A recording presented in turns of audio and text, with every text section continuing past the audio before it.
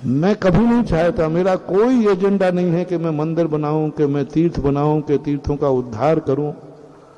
लोग मेरे से करवाते हैं, मेरे पीछे पड़ते हैं, मेरे से अपेक्षा करते हैं, और जो लोग मेरे से अपेक्षा करते हैं, मेरे प्रति समर्पित होते हैं, फिर उसके लिए तो मैं सब पूरा जी जान लगा देता हूं। फिर उसके लिए मैं अपना आप में, क्योंकि समर्पण वाले को नीति है, जिसने समर्पण किया, विश्वास किया, उसके साथ हमेशा। तो बस हमारा तो कोई क्षेत्र, ना कोई जीर्णोद्धार है, ना कुछ है, ना मैं कोई मंदिर बनवाता हूं, ना कोई पंच कल्याण कराता हूं, ना कोई विधान कराता हूं, ना कोई शिविर लगाता हूं। सारे के सारे लोग, आप लोग लगवाते हो तो फिर मैं लगा देता हूं।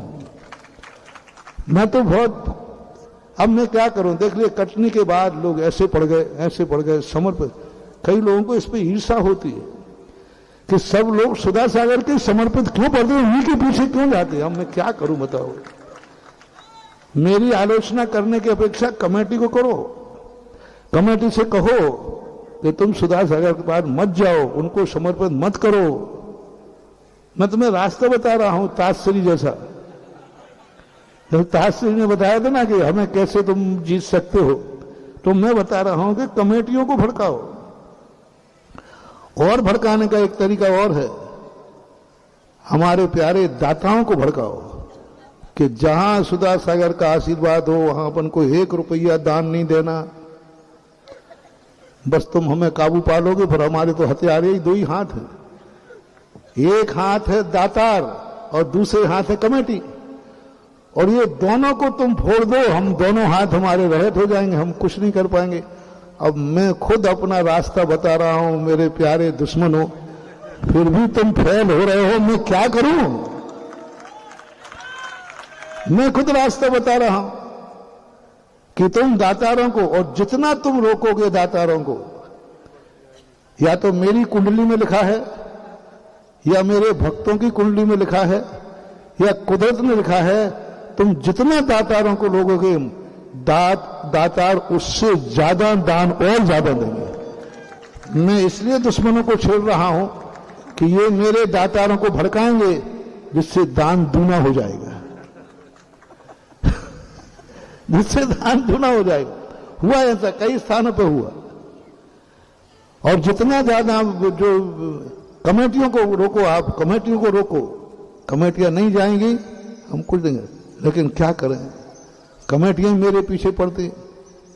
अब देखो, यही केसरी वालों को देखो, मैंने आते ही कहा था, इतने जिद्दी आदमी के लिए मैंने कहा भैया क्यों मेरे पीछे पड़े हो, तुम्हें बहुत महाराज मिल जाएंगे, बहुत से कर रहे हैं, करा लो करा लो करा लो। नहीं साहब, अब मैं क्या करूं।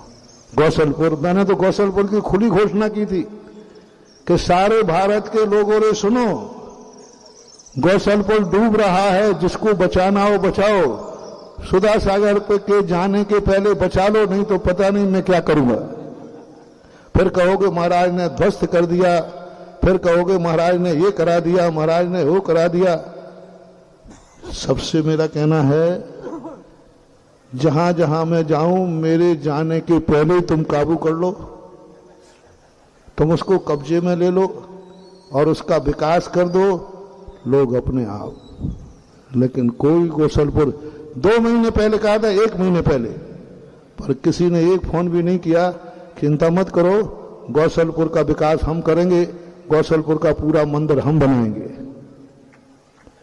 एक का भी फोन नहीं गया। इतनी आलोचना करने वाले लोग हैं।